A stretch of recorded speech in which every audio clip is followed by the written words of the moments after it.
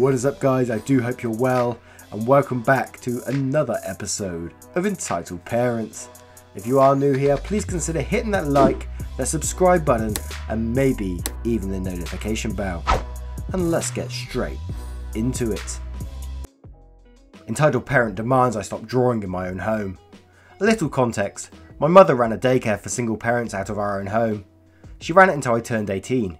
She charged very little compared to other daycares because she wanted to help out people who were struggling.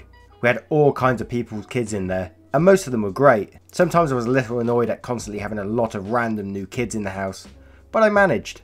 My family's religious, as am I, and I have respect for all religions. But one of the parents whose two girls we took care of was fanatically even more religious than us. She believed any conspiracy when it came to evil things. She wouldn't let her kids watch any films with talking animals because she said it was witchcraft, nor let them have dolls because they were idols. Though despite how careful she was keeping her kids away from evil spirits, she had ridiculously poor judgment when it came to men, and would marry them within months of meeting them, then divorce when she realised she brought some creeper into the home and put her kids in danger. I'll refer to her as EM. Now, I really do love to draw, and I'd finally settled on a half anime-esque style that worked well for me. There isn't a day I don't draw. It's everything to me. I was carrying a simple drawing of Kenshin from Rurouni Kenshin through the house on the way to my room as EM was coming to pick up her kids in the evening, and she saw it. I showed her what I'd drawn when she asked to see, and she flipped. Now it's been years, so this is a summer for what was been said. Is that anime? Anime is evil. It has evil spirits attached to it. It's just my drawing style, it's fine. I drew Kenshin. He's a swordsman that protects people. He's a good guy. No, anime is evil. You can't draw that anymore. I don't want the evil spirits to come out and get attached to my kids. There aren't any evil spirits attached to this. I'm not even drawing evil things. No, you can't draw that around my kids anymore. I don't even show it to your kids. It's not evil, it's just an art style from Japan. No, it has evil spirits. You have to stop drawing it. After that, I quit trying to argue and stayed quiet, walking away.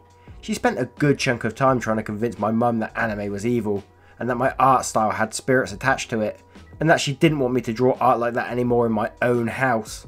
It made my mum a little wary of anime, but otherwise she shrugged it off and asked me to make sure EM didn't see any of my art lying around, which I did, but not before drawing a picture of Jesus in full anime style and leaving it out for EM to see. I'll draw what I want in my own home, EM. Jeez. Now, I really like the anime style, so I'm rubbish at drawing it. I'm okay at drawing, but I can't do that style at all. I wish I could, but I just haven't had the patience to sit down and learn to draw it. But how does a religious person attach an art style to evil spirits? How is that even possible? What goes through their head to trigger these thoughts? You've got to have some sort of special mind, obviously, an entitled parent mind, to even consider these things. I mean, ugh. Anti-vax parents cause measles outbreak in my school district. AP, anti-vax parents, AK, anti-vax kid.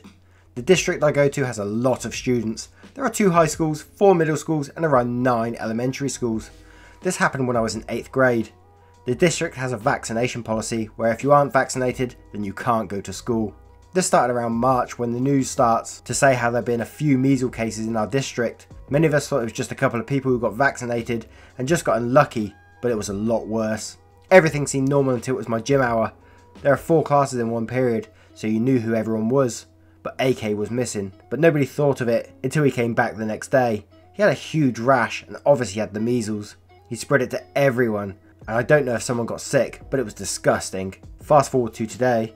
Me and my friends are talking when AK shows up in our conversation. Apparently, AP forged a doctor's note saying that AK was vaccinated, so then AK was expelled, and everyone that got it turned out fine, luckily. Sorry if my English is bad, not my first language. Edit, just to be clear, I'm not 100% sure they forged the note. It could be something that someone made up, but it's true the unvaccinated kid did spread the measles to people. Another edit, not in America or English speaking nation. Hasn't there been like some issues just recently, like in the US, about unvaccinated people spreading stuff and banning them in certain places and things? I think that's going on like right now. So, but yeah, imagine sending your kid to school and forging a note to sneak them in, even though they might have measles. It's disgusting, man. People should be arrested for that sort of stuff. So it seems we've got another anti-vax one here. Maybe I should call this the anti-vax episode. Anti-vax mum ruins her child's education. I was at my grandpa's mansion a few months ago while I was on holiday. He's an educational psychologist and works with pretty idiotic kids and parents sometimes. He works from his house, and many people came to see him while I was staying there. Around 6 PM, a snobby woman began constantly ringing the doorbell. My grandpa was at the shops, and he stopped working at 5 PM, so I didn't think she was a client. I opened the door. "Excuse me, I came to see a psychologist, not a fat kid," she says. Ignoring the insult, I reply, "Sorry, but he doesn't make appointments after 5. Try calling his secretary tomorrow morning." She was fuming. "Why can't I see him now? My baby needs help, and you're just a brat." I closed the door in her face. The next morning, there were 80-something missed calls on the secretary's phone. These calls were made at 3 in the bloody morning. We finally made an appointment for later that day as she insisted very heavily. When people were in my grandpa's office, I can still very easily hear their conversations. Turns out the kid is 11 years old, but has not went to school yet. He can't even read. Even worse, he can't even speak his native language. Which is weird since his mother can't speak good English, while he can. After an hour of painful testing, my grandpa concluded that the kid has ASD and ADHD. His mother enters the room again. "You should expose your child to more Afrikaans, as it's clear he watches TV every day and doesn't understand what's going on in the world," my grandpa says. The mother seems calm at first. Then when my grandpa said, "I recommend using these medications and private schooling, I think a psychiatrist would agree," the woman literally slaps him and shouts, "Medicines are the devil's work and my boy only needs God." After an hour of my grandpa trying to convince the woman, she stands up and leaves. No money given. In the end of the day, we found out she did get the medication, but the boy still isn't in school. Whoa, that escalated quickly towards the end. I mean, what's with slapping the grandpa? Surely she should be arrested for that in itself. But yeah, I don't know. There isn't much more to really say about that, about medicines being the devil's work. You can only feel sorry for the child if he's going to grow up the whole of his life and not have any medication. He could be in big trouble at some point. I'm pregnant. Change my car tyre.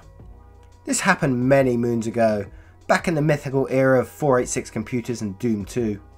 Flashback to me as your normal teenage self, walking to school and running late. I walk past a woman apparently changing a flat tyre on her car. As I'm minding my own business and in a rush, I walk past, only to feel a soft tug on my arm. I turn around to, "I'm pregnant and you need to change my tyre," she says, thrusting the tyre iron into my hands. Now my skill set was firmly into software, not hardware.